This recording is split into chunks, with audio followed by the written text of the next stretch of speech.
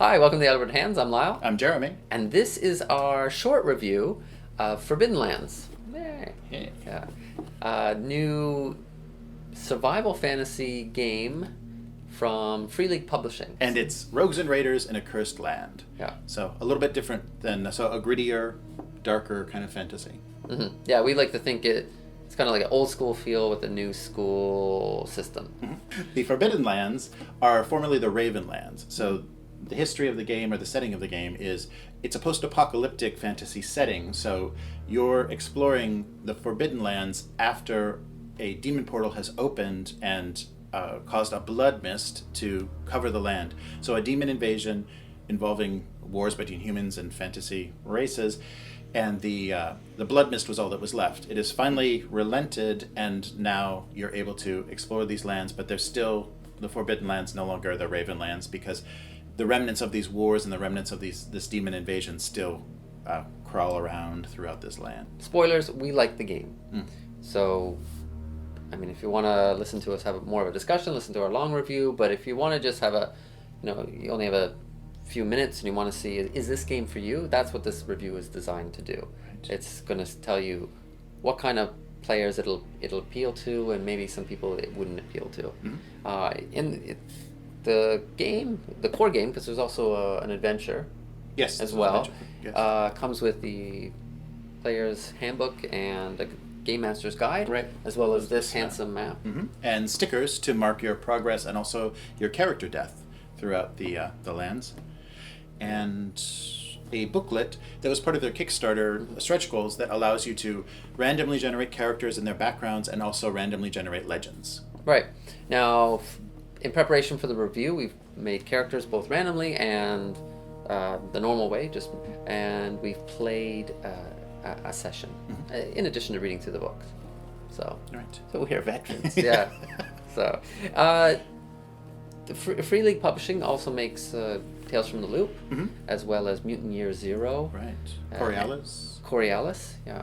And when you look at Tales from the Loop, they start off with some principles, which we thought were really good because you can really see the principles of the game, both the game design and the game play. So we'll just start off just reading very quickly what the principles of the game are. The world lies before you, so as Jeremy says, the blood mist is lifted, so now it's time to explore. Right.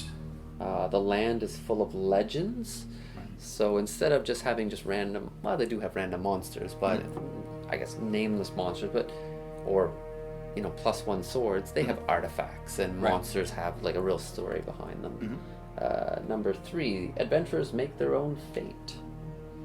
Right, so there's no people giving you quests, there's no kings telling you to go here, do this. You do whatever you want, so it's very sandbox in its freedom to explore and go where you want, do what you will. Right, and they emphasize here that there's no pure evil or pure good. So instead of an alignment system, the game has a reputation system, right, which is, as you imagine, how famous the characters are. And you can have a good reputation or a bad reputation. And we like what they do with the system in that, if you have a reputation of 2, so you roll 2 dice, and it indicates whether or not people in this new town will have heard of you. 4, nothing is for free. Right. So like we said, it's a survival fantasy game, and they really try to emphasize that you really have to struggle to survive and struggle to get food and other gear. And it also has an extensive crafting system, so all of the gear listed also has the components that it would take to craft that gear. And number 5, them that's got shall lose. And it's kind of like the green eye of envy. So, or we kind of changed the name to more money, more problems. Yeah, right. So the more gear you get, or the more gold or silver, people are going to notice, and they're going to get jealous, and they're going to want to take what's yours. Yes, you'll become a target. Yeah. So there's no easy life here. And number 6, death is part of the story. So yeah, you can die, and they emphasize that. Right. Yeah. And there are actually ways you can die that your character will come back as an NPC. So there's a big variety of ways that you affect the game, but then also your character's death will affect the game. And like I said, you will actually mark your site of death on the map, so future parties can visit your grave. Yeah, they provide some handy tombstone stickers. Right. You know, put that there and like, oh, let's go visit that person in the grave. put some flowers on there. And the end is never set. It's both to emphasize that it's a very open, or they encourage you to have very open campaigns, like not, hey, this is going to happen and this is what the end is going to be, right, or the end of the story. It's all about the decisions. It's I guess the journey, not the destination. Yeah, and because a lot of adventures and encounters are randomly generated, it's not going to be predictable what path you will follow and which way you will go. So there isn't going to be a big finale. There isn't going to be a big grand battle that will end the campaign. It can go as long as you wish. All right. So let's see if this game is for you. Right. So this game is for you if you like dice pools. So this game uses the Year Zero system, which is a D6 system in which you roll create a dice pool by rolling d6s. A 6 is a success, a 1 is a failure. A failure doesn't have any effect until you push a roll. So pushing a roll gives you the ability to get more successes, but it also will cause damage. And that damage will either be to your gear or your attributes. And in this game, attributes are your health, basically, your hit points. And with a maximum of 6, that means pretty quickly you could become broken. So broken is the state where you're out of action and need to recover. Yeah. There are 4 attributes. There's strength, agility, wits, and empathy. Right. And to create a dice pool, you would take, let's say you have your strength, you would take the dice that your strength provides, you would add an appropriate skill, such as, archery or marksmanship. And of course you're using a bow, so you would add the dice that the bow provides, and then you roll those. They do have special dice, right, which is helpful, but you can use regular d6s, but we would definitely emphasize that make sure that they're different colors, right, so you know which ones are the attributes, which ones are the skills, which ones are the gear. Right, because failure on your skill dice, there's no failure on your skill dice that will damage you, but your gear and your attributes, of course, do take damage. Mm-hmm. This game isn't for you if you're looking for high fantasy. This owes more to things like Robert E. Howard's Conan, I think Shannara or Fred Saberhagen's Empire of the East, than it does to things like Dungeons and Dragons or Pathfinder. So it's low magic. Right. Magic is dangerous but powerful, and they have, with all their professions, which was the equivalent of a class, there's only 2 magic user professions, the druid and the sorcerer. Other examples of professions are fighter, hunter, rider. Rider is what you imagine, somebody who rides some sort of animal. Peddler, rogue, minstrel, that's the one I keep forgetting. Yeah, I wonder why. When we randomly rolled, I was like, oh, this is pointing towards a minstrel. I do not want to be a minstrel. I got hunter, yeah. So that's fine. I was mollified by that, yeah. And the game is for you if you like fast character creation. So like we said, they provide a booklet that will actually let you just roll D6s or D66 tables that will generate a character for you, give you your background, all of your attributes, and basically you're ready to go. And I think it's very easy, and it includes your standard fantasy races, so that lets you choose pretty quickly, even if you're not going to roll randomly. Yeah, we made 2 characters in a very short period of time, and like what you're doing is you're assigning your dots or your points to your attributes and to your skills, choosing your weapons, and you also have some intriguing things as part of your background, such as a dark secret, which you have to choose. Right. And they give you a choice of 3. Of course, you can come up with your own dark secret. I chose left somebody to die in the woods. It's not really a secret because I keep telling everybody. Right. I left a friend to die in the woods. Yeah, that's my secret for the hunter. As well as you have your pride. And pride can come in where you use your pride. Let's say you pride yourself on your marksmanship and you can use that. But if you fail, then I guess you have no pride for a certain period of time. Right. Yeah. The pride mechanic allows you to roll a d12 once per session to generate an incredible amount of successes. You can have, I think, up to 4 successes with a single roll. But like Lyle said, if you fail, you lose your pride and you play an entire next session prideless. So you can come up with a character that feels pretty unique in a very short period of time, as well as it feels pretty deep, because they're encouraging you, and not like other role-playing games where they might say, hey, think of a background. think of their history, but they, something like a dark secret's very quick to pick. But then you're like, yeah, what kind of person would leave their friend to die in the woods? Right. Yeah.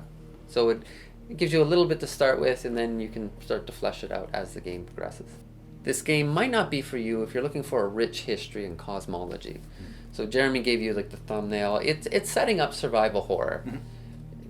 So and when you read the history and the Game Master's Guide, it's a lot about battles, and this battle happened and that. So yeah, it's okay. It does what it needs to do, but it's certainly not going to replace something like some of the classic fantasy novels out there. Cosmology, I mean, again, it does what it needs to do. These are these types of gods, but the gods have names like Huge, or we joke Huge. Clay is another god. Worm, Raven, Whale is I think the air goddess. Right. Yeah, Horn is the hunter god. So yeah, easy to remember the names. Yeah, I think that the history functions pretty well to give the game master some good decision making about who would get along, who would be in conflict in that setting, but not a lot beyond that. Right. So if you want something like Forgotten Realms and you remember a lot of different stuff, I think Pathfinder's got a pretty extensive history.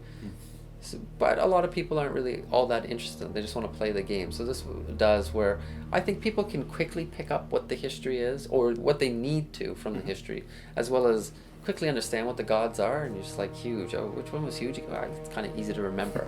Clay. Yeah, Whale. I'm just repeating the names. Yeah, look at me showing off here. And I couldn't do that with the Pathfinder. I played Pathfinder for a while. I couldn't tell you one god's name. Sorry. I know some great hot gods. Yeah. So this game is for you if you like a fresh and familiar take on kin, which is their race or species. Don't say species. Oh, sorry. It's fine. Folk. Yeah, the folk of the game. So it's the kind of classic, like I mentioned, the classic fantasy kin, but with a little bit of a twist. So their connection to this world is a little bit darker, and for example, there are halflings and goblins as playable kin, but you find out that they have a kind of shared heritage, and they're actually kind of the light and dark halves of a race that was created out of jealousy to kind of compete with the elves. Right. And we really recommend, if you really want to get a real grasp for the kin, is not just to look at the player's handbook, but also look at the Game Master's Guide. Because I didn't really grasp what they were trying to do with the halfling from the player's book, but then when I read the Game Master's Guide, I was like, oh, I really get that now. The orcs really come alive when you read a little bit about their history and the different types of orc clans there are. So the kin in here, humans, of course, elves, dwarves, orcs, goblins, halflings, half-elves. Yeah, I'm pretty blah on half-elves, just in general, not in this game. And wolfkin, which would be the wolf creatures, like the wolf men and women. Right. Yeah. And the other half race, which we didn't mention, is not a playable kin, but there are half dwarves. Yes. That actually a half dwarf is an ogre in this world. And I'm like, let's make him an ogre, but that's me. But looking at that, I really like what they did with the orcs, in that they were a slave kin to the elves and the dwarves. The elves and the dwarves thought, well, these people, or this group, this kin was created to serve us, so we're going to make them do that. But were they actually created, or were they enslaved way back? And now they're starting to break free. So during the wars, they were put in the front lines, and then were abandoned by the elves and abandoned by the dwarves, and now they've developed some independence. So unlike some games which have orcs as a playable race, or half orcs as a playable race, I really got a sense that A, I wanted to play them, and two, I really got not a sense, but I really could see how they fit into the world, and they could walk around without being ostracized, and why other kin would associate with them. So because they already have that connection, albeit a dark one, to the elves and the dwarves, but not one where they're just constantly fighting. So you're like wondering, well, why would they now hang out together? So you can definitely see why the kin would mix with each other. and each kin has its own special talent. Oh, right. So in addition to attributes, skills, there are things called talents, and that also plays into the magic system as well. Mhm. And they are just special abilities that you get, or special, like your magic discipline. Right. Yeah, Right. your spells. And those talents are powered by willpower, which is something that you generate by failing. So when you take damage to either your gear or your attributes, you are awarded willpower for that failure, and that's the currency that powers a lot of your talents as well as spellcasting. This game might not be for you if you like an extensive bestiary. The bestiary is short. The stat blocks is very, very concise. Mm-hmm. And you have monsters and you have creatures. And monsters are special in that they get like a table of 6 different attacks that they can do. Right. And what's interesting is you could roll on the table, it's 1d6, to see which one they would do. So you could play it really randomly, or you can choose to see which one they would do. Right. They cover the classic monsters. They have dragons, they have giants, they also have like death knights, and they have demons. And I really like what they do with the demons. In that you just randomly generate this demon, and it really reminded me of things like Shannara or Empire of the East and the Book of Swords, where each demon seems very, very special and unique. So unlike, let's say, like a game like Dungeons and Dragons, where you have the monster manual and you have all these different demons and devils, and they have these different names, and they lead these armies of other demons and devils. But here, a demon's going to appear, and that demon's going to be special. Right. And you might not even know. It's so chaotic, you don't even know what the demon's going to be able to do. You don't know what its weakness is going to be if you wanted to play it really randomly. Of course, you could pick from these tables and make your own demon exactly the way you want it, but I think I would only do it randomly. It just seems really, really, really fun for the game master, and as well as the players, because they're not going to know what to expect. The randomness of the encounters and the demons gives the players a lot to figure out, and a lot of surprises that they maybe wouldn't have if it was Dungeons and Dragons or Pathfinder, where they've probably pretty familiar with the bestiary already. Yeah. So if you really like a lot of extensive detail and a lot of stats and 300 monsters, it's not going to be for you. But we actually really liked the bestiary in this game. Thought it was looked like a lot of fun. It also looked like it would be pretty easy for the game master to pick monsters on the go, and then have a lot of fun playing with them and making it much more chaotic than other games. And like Jeremy said, like random monsters and rolls plays a big part of the game, and one reason is because it's all about survival, and you're out in the wilderness, and one thing about the wilderness is you don't know what to expect. Like things you're going to encounter different things, and this bestiary I think is perfect for what they're trying to do and the survival fantasy setting that they have. This game is for you if you like fast and tactical combat. So you're rolling dice pools of d6s and making decisions either to disarm your enemy, knock them prone, or attack them, and it gives you some nice tactical choices, and also that gives you a lot of advantage in your rolls, because if you only have a single success, but what you have to hit is already on the ground, you have a big benefit of that, a big bonus to actually attacking. And like Jeremy said, willpower plays an important role, and the only way you can get willpower is to, as far as we know, is to take damage. So you're kind of scared. You don't want to take damage, but then you realize, well, I need to stack up this willpower. And then something just clicked, or certainly clicked for me, and it felt very heroic. Is that you have a hero who's pushing himself or pushing herself to do more than what a normal human or normal elf could do, and they're going to get rewarded. It's like they have that strength of will. And I thought that really felt, although it's about rogues and raiders, it really felt like a heroic type of combat, and I really like that. And of course you're getting more and more tired or more and more damaged as you push yourself, but that was a lot of fun to do that and make those decisions. And they are decisions with consequences. So we had a lot of fun playing it. That's good. And the combat also includes some advanced cards that are optional. So they're an extra buy and were kind of generated as a stretch goal. But this allows to give you a more kind of spotlight or featured combat between yourself and maybe a big bad or a stronger enemy. And you're choosing 2 cards per step. And there's kind of 3 rounds of this type of combat. You choose 2 cards and then you reveal them in order. And some of them create some interesting combos. So you're either counteracting or benefiting yourself from the advantage that you're getting by playing the cards in a certain order, and it does depend on what your opponent is playing to generate some interesting outcomes and combinations in combat that the regular fast combat doesn't have. Now, this game might not be for you if you like color and a slick design. It's deliberately old school looking. They employed an artist called Niels Ulrichsen? Ulrichsen. Yes. And I think he does a really good job of, maybe even better than the actual history does, but a really good job of setting what the world is and giving you that feel like this is, kind of a gritty fantasy setting. Everything is in black and white. You're not going to have 2-page spreads like you might find in Pathfinder, but it does what it needs to do.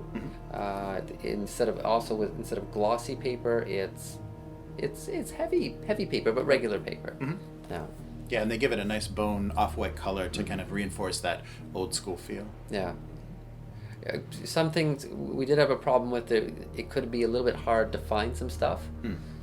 So maybe a summary, which we've actually made up. Right. A summary of, like, for example, the flow of combat and the actions that you can do. We thought would have been a helpful addition to the book, but they don't have that. So sometimes you're doing a little bit of searching, but we find that with a lot of games, everybody wants a layout a certain way. There's not going to be perfect. Right. Yeah, we didn't find ourselves scratching our head a lot with when we could figure out what they meant and what the rules are. Recently we found in some games where we had a little bit of trouble figuring out what they were trying to convey and have to go online to see this. But we didn't find that with Forbidden Lands. So what they wanted to convey, we were able to figure it out from the actual books. Right. This game is for you if you like Strongholds. So they provide stronghold rules for building a stronghold or hiring hirelings, and you can basically seize any adventure site in the game as your stronghold or build it from scratch, in any empty field.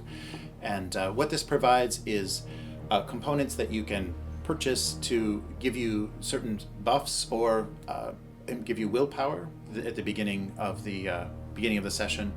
So you have a sanctuary, a place where the characters can be safe. And in a survival game where every new hex you move into could be a potential danger, this is a good thing to have and a good place to start, because you're able to re-equip and refresh and start with willpower, which is something that's not easy to get. No, it's a good point about the sanctuary. And I'm not one of these people that likes strongholds, but I really like the rules and how you can add to the stronghold and add different features to it. But yeah, like Jeremy said, it is a sanctuary, and it fits in really well with this setting. There's not a lot of safe towns. It is a lot of wilderness out there, so you need a place that you can go and actually rest and recover with you and your fellow rogues and raiders. Yeah. Yes. Yeah. And the minstrel might play a tune. Right. The peddler might peddle some things. Yeah. This game might not be for you if you're really turned off by typos and errors. From Chris said it best when he said it's a little unpolished, and it probably could have used another pass or two by an editor or proofreader. Right.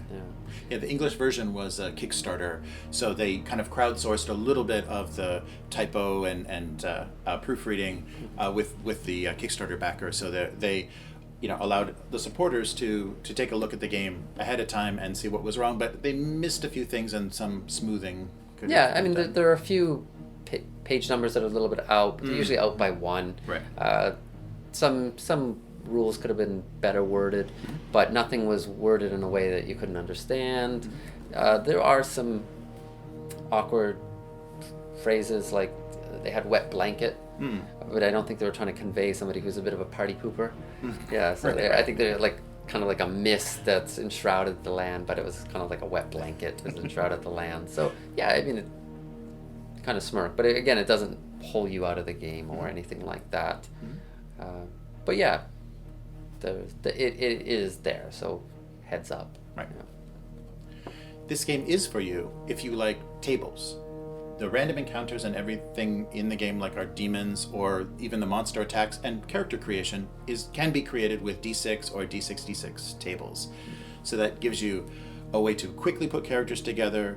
The GM prep is minimized because on the fly they are able to come up with encounters, come up with legends, come up with settings that really challenge the players, and they don't have to be planned out. So it allows the sandbox feel of the explorers just kind of moving randomly on the map, and the GM can pull things out in a random nature. Yeah, like you roll up and it's a tavern, and there's like you roll what the oddity is in that tavern, and there's like three special features that are going to be for that tavern, and I thought that was enough. Like it really would give you a fresh tavern or other locations without a lot of work. So I can't say I walked in as a massive fan of tables, but I thought what they did with the tables, we also talked about like what they do with tables with the monsters or making up your characters on the fly. So yeah, excellent, well done. Right. And the randomness of the game allows for some really interesting and surprising combinations. So I think surprise is a really nice element of this game. You're not moving in a straight line and you're not going from A to B. You're constantly derailed, and also the survival nature of it means that if you're seeking out this site or this dungeon, but on the way you run out of food, that's going to create a whole new challenge for you that you weren't expecting. Right. Yeah, I can definitely see a game master picking this up on the fly without a lot of preparation and having a lot of fun and the players having a lot of fun as well. Yeah. This game might not be for you if you like chairs, so it's bad. Okay. So that's just a very brief rundown of Forbidden Lands. If you want something much more extensive, then please check out our longer review, which is over an hour, I think. Yeah. So we go into the details a little bit more. But yeah, I hope you walked away with a fairly good idea. I think it retails for about $50 American if you're watching in Australia. So that's what, I don't know, like 150 Australian or something. Right. And it includes some really novel mechanics that we liked. So things like the reputation system, the consumable system. There's a lot of nice and very, very clever and efficient mechanics in this game that will surprise you and really add to the fantasy roleplay experience. Yeah, I mean, and that would be an additional thing that you might like. I mean, if you are somebody that wants a simple way for encumbrance and tracking to matter, this is excellent. I was somebody, again, who wasn't like, hey, I really want to track my encumbrance or the number of arrows I have, but I really like what they did with that. They have a gear system that's just like, your average item is going to take up 1 slot on a list of 10. If you have a heavy item, it's going to take up 2 slots. If you have a light item, it takes up half a slot. So that was pretty easy. And yeah, of course you're going to have a limit of what you can carry, like, to get silly. But the consumables was really good. I really like what they did with the gear and your encumbrance, but what they do with the consumables is really good. I mean, you have food, water, and arrows. And torches. And each one gets a die. You also get money as well, but they don't use the same system. You just get, if you have 6 silver pieces, you have 6 silver pieces. But here, if you have a D10 with arrows, then every time you use an arrow, you roll that die to see if you, like, how many arrows you still have. Like, and if you fail, you go from a D10 to a D8. And then the next time you use an arrow, you're rolling that D8 to see if you're using up the arrows. Right. And it'll go down and see you've run out of arrows. Yeah.